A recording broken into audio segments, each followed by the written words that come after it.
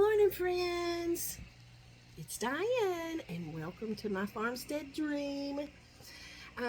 Today is the first week of March. It's March the 6th, and my last frost date here in East Tennessee, at the foothills of the Great Smoky Mountains, is around April 15th, and so it's time to plant my tomato seeds. So I thought I would just turn the camera on and let y'all plant tomato seeds with me.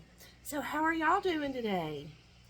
I'm doing well. Got a lot going on. I don't know if I've told y'all before, but we had to move in with my mother-in-law to help care for her.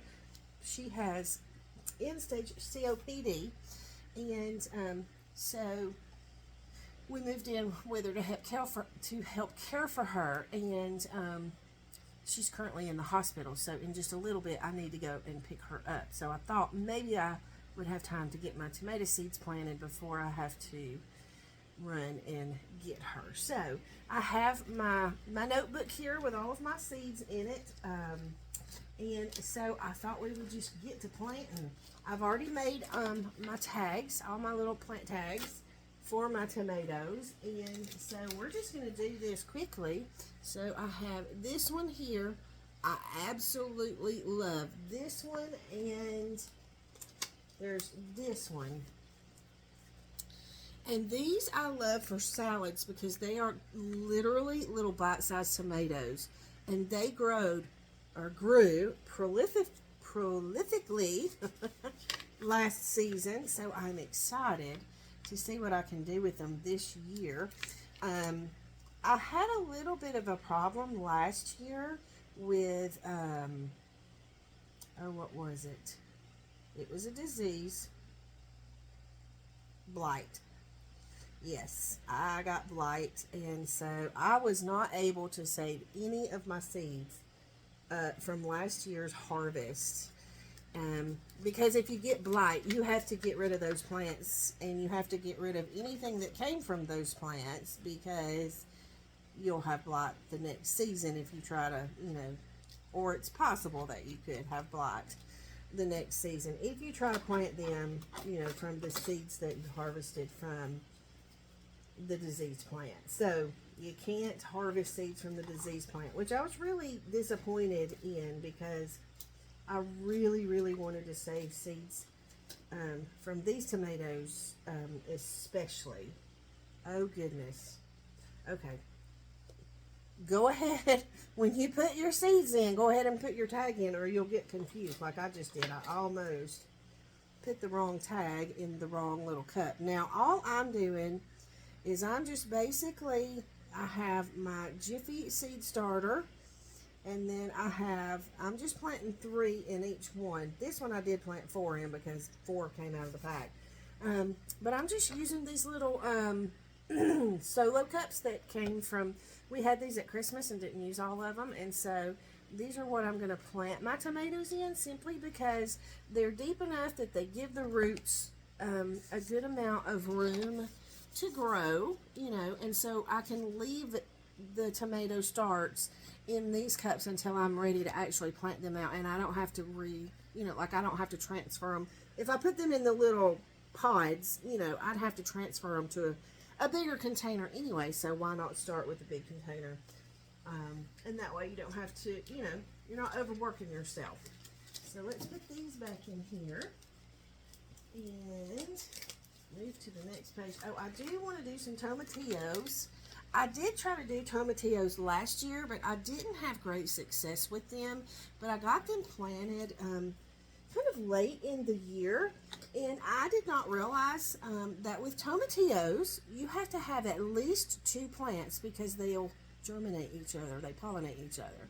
If you only plant 1, then you're not going to get any harvest, because it needs another tomatillo plant to help it to pollinate, pollinate, good grief, to help it pollinate to be able to produce. So make sure if you're going to grow a tomatillo that you grow at least 2. I'm going to go ahead and put 4 in this cup, just because I did struggle with them last year, and I want to make sure that I get at least, and I may put, actually, I might put more than 4 in here, just because you never know, you could lose a plant or what have you. So I've got plenty of seeds, so I'm just going to go ahead and put several more in my little cup here, just to make sure that I get enough mature plants to be able to have at least 2. And it's better, the more you have, the better. So if you have the room.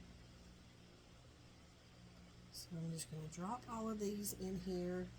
Now I have wet my Jiffy starter mix because excuse me please, I've been fighting a cold.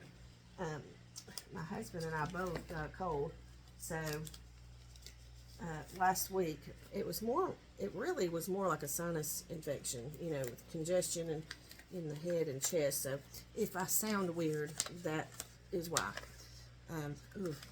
This here is a green zebra tomato. It is my most favorite tomato. And I grew them years ago when I lived on a farm, and I don't have very many seeds left, so we're going to save a few just in case. I grew them out there on the farm, and they grew so very well. But since I've been here, I have struggled to get any harvest from a green zebra plant. So we're going to try one more time this year. These tomatoes are so sweet, but then they also have a little bit of sort of a sour taste to them, but not too sour. And they just, I just love them. They just taste so good. So they're one of my favorite tomatoes. I also love the black creme and the Cherokee purple, of course. I really like the dark flesh tomatoes. They are just a sweeter tomato, and they have more flavor. So this one is a giant Belgium, and I only got a couple of these last year, but like I say, I did have a struggle last year with the blight. So hopefully this year we won't have that problem, because I cleaned out the garden bed, made sure I got rid of everything that those old tomato plants touched or came in contact with or anything. And when you clean it out, you have to get them actually off of your property,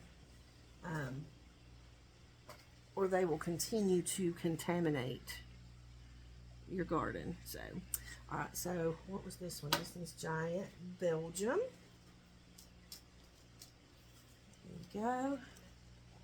And as you can see, I'm just dropping my tomato seeds in to start with, because I don't know if you can tell, but I don't have the cups all the way full. And what I like to do is just drop my tomato seeds in, put my tags in, and then I'll come back with some more of my Jiffy starter mix and just sprinkle it over the top of the tomatoes and then water them well. And that just kind of seems to be a little bit of an easier way to me to get my seeds planted, and without having to, dig little holes and all that good stuff. It just seems to be a little bit quicker of a process. So these are beefsteak tomatoes, and we all love beef steaks. That's what you find in the grocery store. So, and this is really not a teaching video or anything like that. This is just me sharing. We will have some teaching videos, and I'm going to have some cooking videos, and I'm going to have some cleaning videos, and some let's find our farm videos, and all kinds of good stuff.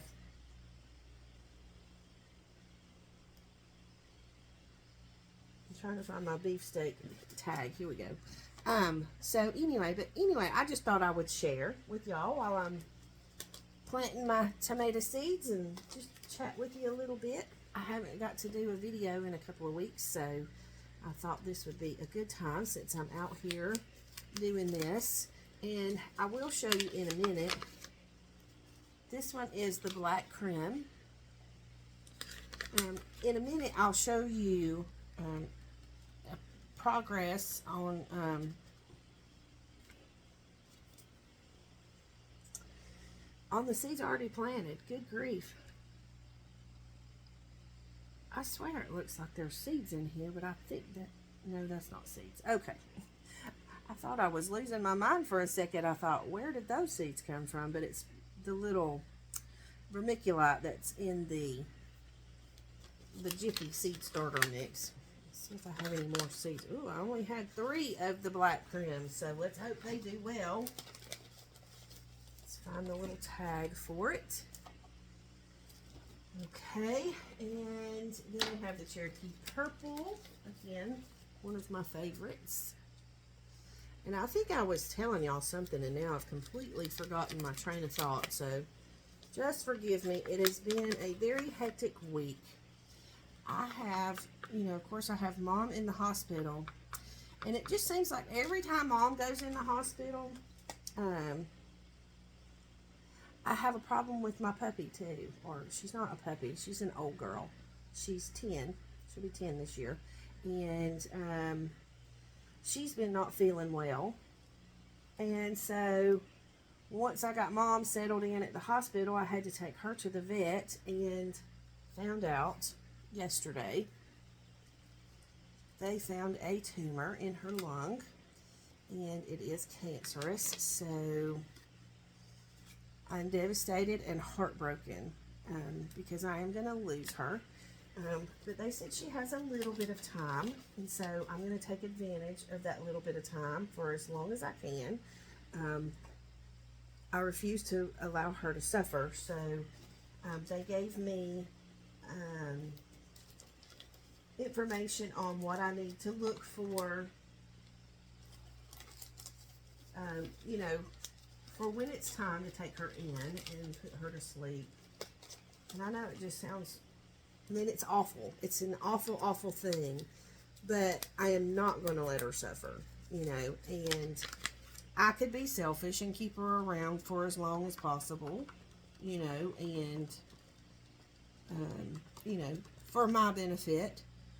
But I just think that that's cold-hearted, and I'm not going to do that to her. If she's suffering, I do not want her to suffer, and so I will release her and let her go to sleep and not be in pain anymore. So that's what we'll do, and we're just watching her closely. You know, and they said, you know, you could have another year with her or just a few days. They just really couldn't tell me. They really did not know, because they can't tell if it's a fast progressing tumor or if it's, you know, a slow progressing tumor. So we're just kind of playing it by ear for now. I already did a black creme. Let's do a Ukrainian purple. These are really yummy too. They're a little bit smaller than the Cherokee Purple.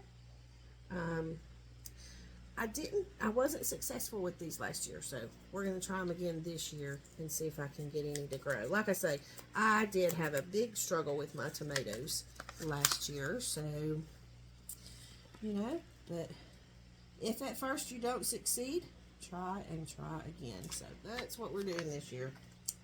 We're going to try and try again. So I just kind of need to hurry and get these in here so that I can get to the hospital and pick up Mom. Okay, there's the Ukrainian purple. A couple of extra seeds that I'm not going to put in there, so we'll put those back in our little pack here. Because for me, seeds are like gold, so I don't waste any seeds at all. I make sure that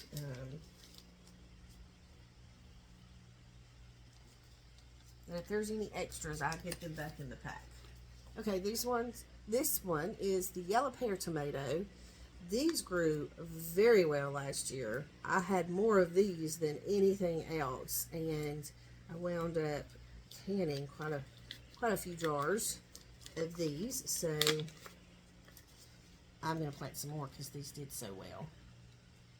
I also have some that are called Cherrylicious that are multicolored cherry tomatoes, and oh my goodness, they were so good. they did really well last year too. And they just are really, really sweet and have a good flavor to them. So I probably put too many of those in there, but we're going with it. So anyways, I just thought I would pop on a video and share with y'all while I'm planting my tomato seeds. And we're going to get this one done. And then I will, I'm going to go ahead and put some of the Cherrylicious ones in this cup. And then I'll show y'all how my other seeds that we planted together, show y'all how those are progressing. Because they're actually doing really well. I'm really excited.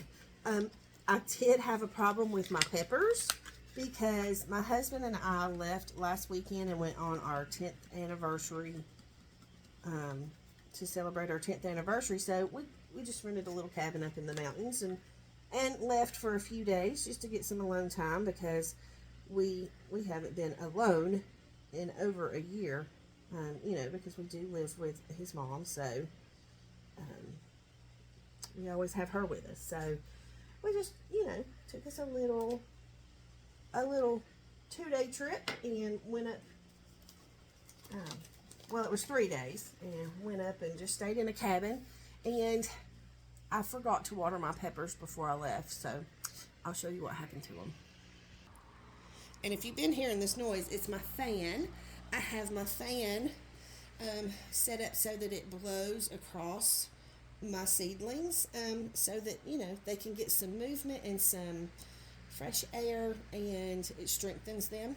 But here are, hopefully you can see these are all of my broccoli plants. No, these are cabbage. All of these are cabbage. And as you can see, I had some areas that didn't produce. Let me see if I can get you in here. Some areas here that didn't produce. I did not wet this before I planted the seeds in them, which was a dumb thing. You know, you live and learn. So when you're going to plant your seeds, make sure that you wet your starter mix and, you know, let it soak up a little moisture before you put it in your little trays and plant your seeds in it. And y'all probably already knew that. I didn't, because I've never used the Jiffy Starter before. So I've always just used potting soil. But these are my zucchinis and my squashes, Brussels and broccoli here, and they're doing really well. And then, of course, here are my peppers that I messed up. So I did have some that survived. This one's not looking very well, so I'm hoping he'll hang on. But I did, when I got back, I went ahead and just reseeded all of the trays and watered them again and kind of had to start over. So that may give me a late start on my peppers, but you live and learn, right? These are my onions, and they're doing really, really well. And then down here, sorry, I'm trying to not move real fast and make you dizzy. But down here are all of my herbs. I have basil, sage, hyssop, lemon balm, lavender, oregano, purslane, German chamomile, sorrel, and sweet marjoram, and then some African daisies down there. So, and then the last ones that I have are my cauliflower, cantaloupe, and watermelon, and then there's a little bit of lettuce down there. So that's where I'm at with my seed starting for the year, and I have a lot more to go. So we're going to play and have fun and watch the garden grow, and I hope that you join along with me. I hope that you like this video and subscribe so that we can share the journey with you and share lots more fun videos and of seed starting and garden planting and cooking and canning and all the fun stuff that goes along with having a garden and trying to become self-sufficient and eventually finding our dream farmstead. So thank you so much for watching today, and leave any comments or questions that you have in the comment box below, and we'll see you in the next video. Big hugs.